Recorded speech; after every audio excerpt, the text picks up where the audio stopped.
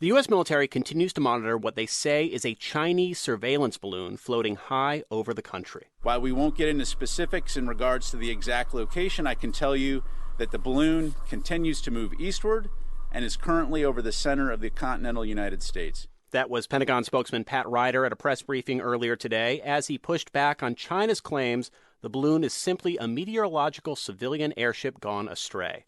NPR's Jeff Brumfield has more on what the balloon might be up to.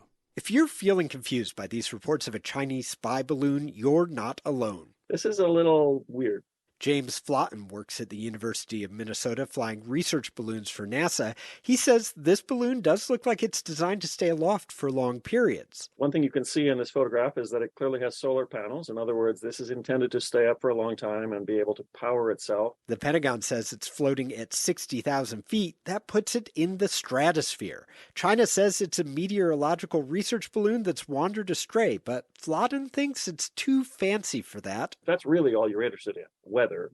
This is not the right kind of balloon to do it. You want balloons that are way smaller, way less expensive, and perhaps way more frequent than this sort of thing. Flotton says it is possible that this balloon was launched from Chinese soil and drifted thousands of miles to the United States. In fact, adversaries have sent balloons in the past. Oddly enough, Japan, during World War II, had a ballooning program and succeeded in getting some incendiary devices delivered by balloons, which landed in the United States. But they didn't do much damage. They were tough to control and came down in random spots, which raises the obvious question. If balloons didn't work 80 years ago, why use them now? Why would somebody bother flying something on a balloon when you have satellites in place, which might have even fancier equipment? In fact, the Pentagon says it believes this spy balloon doesn't significantly improve China's ability to gather intelligence with its satellites. I don't really understand what they're doing here. Jeffrey Lewis is a professor at the Middlebury Institute of International Studies at Monterey. Lewis tracks nuclear weapons, and some have speculated China may be using its balloon to drift over sensitive nuclear missile sites.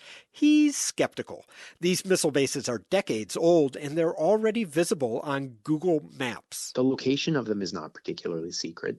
Their appearance is not particularly secret. Lewis concedes that the Chinese government may be learning a little bit from its spy balloon, but he thinks it's not worth blowing up delicate diplomatic ties with the U.S. That balloon is a floating intelligence failure, and I hope it comes down.